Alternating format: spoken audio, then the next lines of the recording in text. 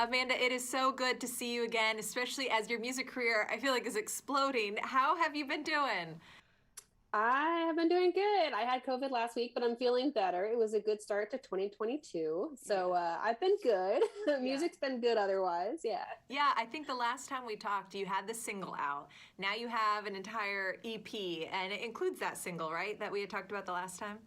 Yes, I did Yeah. what's called the waterfall technique in the music industry, which is where I like put the singles out like kind of like a month apart or whatever, and then like put them all together in an EP. So there's an EP that includes Pattern, and it has three other songs too. So it has four songs on it. What I love is you're so relatable in your songs. And I heard that it's from you have a tendency to overshare. But I'm really thankful that you do. How has that kind of impacted your writing?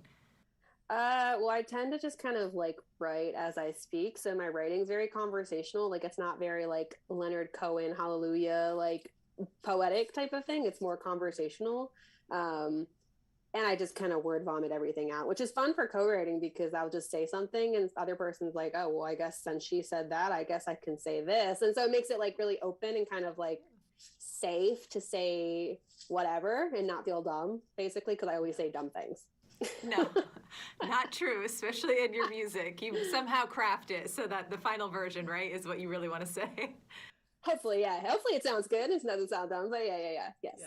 And I also read that part of the album is like, you working through your motherhood journey. And did you have postpartum depression? I did. Yeah. So I wasn't always as fun and sunshiny. Yeah, my daughter's 9 now as of taping this. And I had my daughter when I was 20, so it was unexpected. And I already had mental health stuff, and then it was not a great situation. So when I had her, I got really bad postpartum depression. And it was untreated, and so it just kind of then turned into regular depression. And I didn't actually Wow. get treated for it until like 5 years ago, and she's 9, mind you. And then Wow. long story, but recently I just got diagnosed as bipolar, and I'm like, okay, that makes a lot more sense. Right. And I'm oversharing again. But point of the story is, yes, I did get postpartum, and I've like been working through a lot of that stuff in music, and it's just kind of fun to write thoughts and stuff like that, what you're going through and stuff like that. I feel like we can hear how your brain works when you talk or when you sing, right? Like, I love that you let us have this insight into you. Yeah, I mean, it's basically just like a running train of thought that I just kind of verbalize. So, yes. Yes. Well, where can people go to stay up on more singles as you release them and any other albums coming down the way? Well, my website, I guess, amandacunningham.com, which awesomely enough was not taken, even though my name is very common, amandacunningham.com.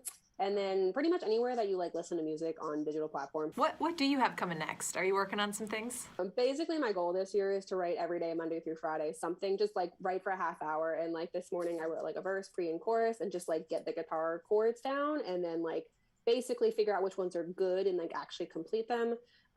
Like I have stuff in the pipeline to release, but like really, I'm just trying to focus this year on like the craft of it and focusing more on writing and trying to produce my own demos to get stuff out more frequently instead of it being like this whole thing to go back and forth with the producer and to save money and stuff like that. So Yeah. yes, I have lots of stuff working on. Yes.